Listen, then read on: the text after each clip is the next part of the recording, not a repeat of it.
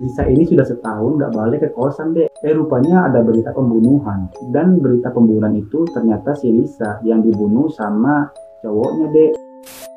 Coba pribadi, balik lagi dengan aku di cerita Mading, ceritanya makin merinding. Seperti biasa guys, di cerita Mading ini menceritakan kembali kisah-kisah horor kalian guys. Jadi terima kasih banyak buat kalian yang udah berbagi pengalaman horor kalian dan memperbolehkan aku membawakan pengalaman horor kalian di channel aku ini guys. Jadi buat kalian yang mau berbagi pengalaman horor kalian bisa cek deskripsi di bawah guys. Seperti biasa jangan lupa di like, komen, dan share. Jangan lupa juga untuk di subscribe dulu guys. Aku doakan kalian sehat selalu dan memurahkan rezekinya. Dan yang belum subscribe dulu. Sebelum aku mulai cerita Mading ini, kalian itu harus tetap tenang guys, enjoy, dan jangan panik, dan tetap hati-hati karena mereka benar-benar ada. Jika sudah semuanya, langsung saja kita mulai. Oke guys, sekali lagi terima kasih buat kalian yang udah berbagi pengalaman horor kalian dan memperbolehkan aku membawakan cerita kalian di channel aku ini guys. Buat kalian yang punya cerita horor, bisa DM aku aja guys. Kalau enggak, cek deskripsi di bawah.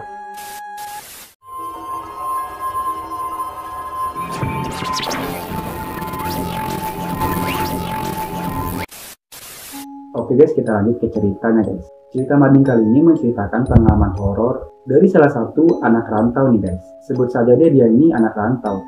Tunggu dulu. Anak rantau itu kan identik dengan bepergian jauh keluar kota lah, tapi untuk mencari kerja.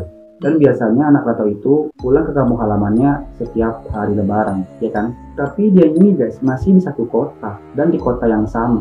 Dia ini ngaku-ngaku anak rantau guys karena jarak rumah dia ke tempat kerja itu ya lumayan jauh. Jadi dia ini memutuskan untuk ngekos gitu guys di pusat kota biar jarak dari tempat dia ke tempat kerja itu dekat.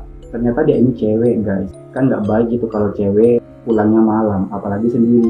Jauh kali. Oke, kita lanjut lagi guys. Jadi nama dia ini Citra. Citra ini anak perempuan satu-satunya dari 3 bersaudara guys. Ya anggap aja lah anak bungsu.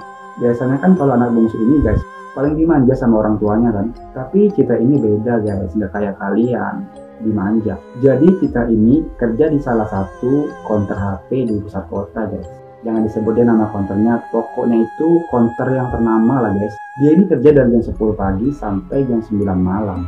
Dan mungkin kan dia ini pulang ke sana, jaraknya pun jauh kalau pulang malam lagi. Terus ini kerja apa dikerjain? Jadi waktu itu dia ini baru dapat kerjaan di pusat kota guys. Selama sebulan dia ini pulang pergi kerja dan menempuh jarak yang lumayan jauh. Jadi pas dia gajian nih ceritanya guys, dia ini izin ke orang tuanya untuk ngekos di pusat kota, jadi dia dekat dengan tempat kerjanya. Terus dengan berat hati, ibunya ini mengizinkan anaknya itu untuk ngekos dengan syarat seminggu sekali Citra ini harus pulang ke rumah. Maklum guys, Citra ini kan anak bungsu. Jadi maklum lah, ibunya ini kan khawatir karena Citra ini anak paling bungsu dan satu-satunya anak cewek di keluarga itu guys. Pas Citra ini dapat izin dari kedua orang tuanya, jadi Citra ini sibuk itu nyari-nyari kosan. Kadang dia nanya ke teman-teman dan searching juga lah di Facebook atau di sosial media lainnya tentang info kosan. 2 hari setelah dia mencari-cari kosan lewat teman-temannya dan sosial media, akhirnya dia pun dapat kosan guys. Ya standar lah kosannya. Tempat kosan kita itu ada 8 pintu guys, masing-masing berhadapan, jadi 4 pintu 4 pintu.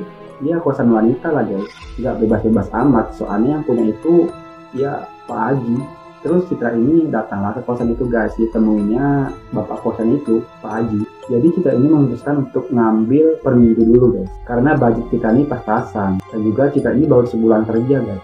Keesokan harinya Citra ini datang ke kosan itu guys. Ditemuinya lah Pak Haji itu untuk minta kunci kamar. Dan Pak Haji pun mengarahkannya untuk ke kamar Citra. Diantarlah sama Pak Haji ini menuju kamar untuk si Citra guys. Tempatnya itu di paling ujung, karena itu satu-satunya kamar yang paling kosong. Jadi kita ini langsung masuklah ke dalam kosan itu guys. Kita ini beristirahat sambil bareng-bareng gitulah. Kosannya itu lumayan nyaman, adem dan tenang.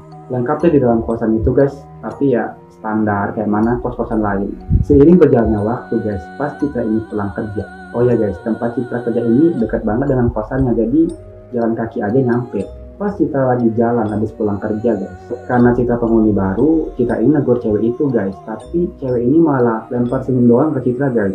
Dalam hati Citra bilang kayak gini, ini cewek dingin banget, apaan sih kata si Citra gitu. Terus Citra ini masuk ke dalam kamar sambil baring-baring. Dia nih mikir kenapa sih cewek kali ini ditegur malah dingin banget, disenyum doang. Mungkin karena kecapean soalnya baru pulang gitu kata Citra. Terus Citra ini bersih-bersih dan kembali beristirahat. Keesokan harinya guys, pas mau berangkat kerja, Citra ini ngeliat kamar itu udah terkunci aja guys. Citra mikir kayak gini, oh mungkin kakak itu sudah berangkat. Dan Citra pun kaget pas ditegur sama teman sebelah kamarnya guys. Liatin apa dek, kata kakak SPG rokok itu guys. Ini kak yang di kamar ini udah berangkat kerja ya kak, kata Citra gitu ke kakak SPG rokok tadi.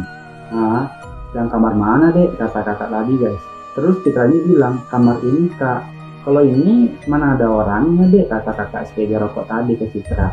Masa sih kak, yang benar, tadi malam aja Citra habis ketemu sama dia. Terus Citra tegur, dianya malah senyum doang.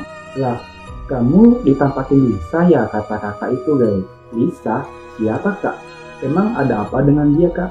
Terus dia kemana sekarang? Kata Citra ke kakak SPG rokok, karena dia ini penasaran banget guys. Lisa ini sudah setahun gak balik ke kosan deh, kata kakak SPG tadi deh. Rupanya ada berita pembunuhan, dan berita pembunuhan itu ternyata si Lisa yang dibunuh sama cowoknya deh, kata si kakak tadi guys.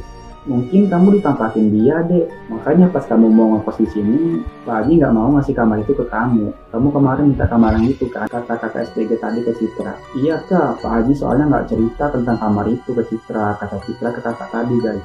Soalnya sudah nggak ada yang betah tidur di sana. Sehari ngekos, besok keluar, karena nggak kuat dan nggak betah ditampakin arwah si Lisa itu. Makanya pintu kamar itu digembok deh, jendelanya pun dikunci mati, lampunya aja juga nggak ada deh. Tapi jangan takut deh, kata kakak tadi guys. Lisa itu suka menampakkan dirinya kalau ada orang baru ngekos di sini dan dia ini berbuat yang aneh-aneh di kosan ini. Jadi tenang aja. Ya udah deh kakak berangkat kerja dulu ya, kata kakak tadi ke Citra guys. Citra pun masuk ke kamarnya sambil baring dan menung mikirin cerita kakak SPG rokok tadi tentang kamar depan dia ini guys, kamar si Lisa. Terus dia mikir kayak gini, mau pulang gimana? Kan ini keputusan Citra untuk ngekos. Mau pindah tapi belum gajian.